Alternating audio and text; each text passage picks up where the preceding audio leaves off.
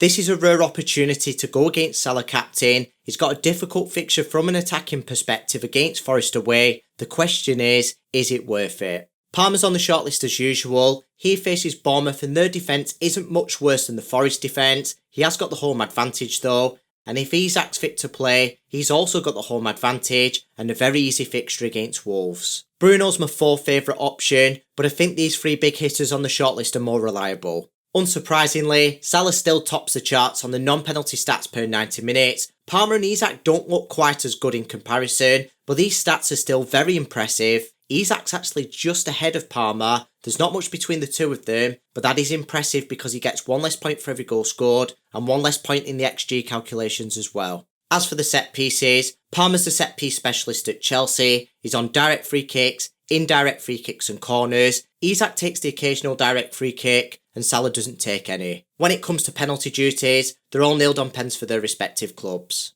Moving on to the probability section, these odds are based on the assumption that each player plays 90 minutes. We'll assess the expected minutes later on in the video, especially for Isak, who's actually got the highest anytime goal scorer odds, and whilst he's not got the highest anytime assist odds, that's Palmer. He has got higher anytime assist odds than Salah this game week, and he's got the highest anytime return odds with 70%. When we consider the weighted odds, Salah and Palmer are slightly better than what meets the eye in comparison to Isak. That's because they get an additional point for every goal scored. This factor brings Palmer very close to Isak, but I do like the fact that Isak's odds are weighted more towards goals, and Salah has got the worst odds this game week, despite that extra point for every goal scored. Palmer's got the highest points projection this game week on FPL Review with 7.1. He's also got the highest on Fantasy Football Fix with 6.9 as well. Isak's only 0.1 behind on FPL Review. His Fantasy Football Fix points projection is misleading with 4.8. That's because he's flagged in the game with a 75% chance of playing, and the Fantasy Football Fix data model has factored that in. 75% of 6.4 is 4.8, so we can expect a similar points projection on that data model to Salah. His review points projection is slightly lower than Palmer's, but the expected minutes are factored in, and his expected minutes are slightly lower than Palmer's as well. If you manually adjust it on the website, they've actually got exactly the same points projection. You'll get to see all the expected minutes shortly. So in summary, Palmer's got the best points projections, and when you consider that Isak will probably play roughly 90 minutes or 0 minutes if he's injured, he's got the second best points projections. For once, that leaves Mo Salah in last place. Whilst we can't write the Egyptian off, he has got a very difficult fixture this game week. Forest are ranked third in the whole league for expected goals conceded, behind Liverpool and Arsenal, and the joint second for goals conceded as well. Out of all the opponents on the shortlist, Forest have got the highest clean sheet odds. In fact, they're twice as likely to keep a clean sheet than Isak's opponents, Wolves. To be fair, Bournemouth isn't much easier for Palmer than Forest is for Salah, but Palmer and Isak have got the home advantage, and Salah's got to travel away from home. It's worth noting that the numbers on the screen are combined from home and away matches. The home advantage is still a factor, and playing away from home is just as much of a disadvantage as playing at home is an advantage. While Salah and Palmer don't have favourable fixtures, Isak quite frankly does. Wolves have one of the worst expected goals conceded figures, and they've conceded more goals than any other team in the whole league.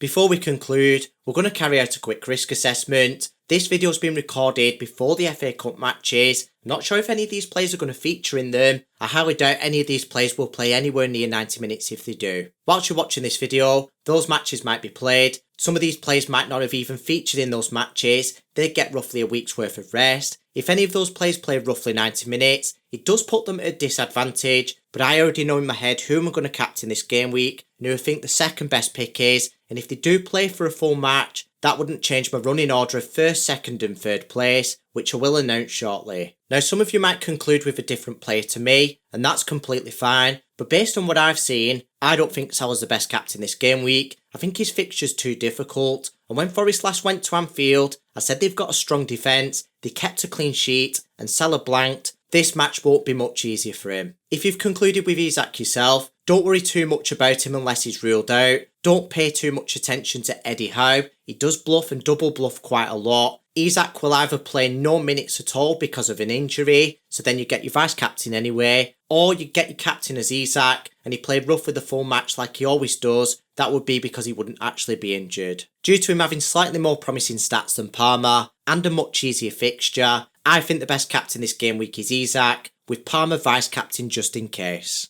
If you found this video informative, make sure you subscribe so you don't miss any future videos like this or my team selection video.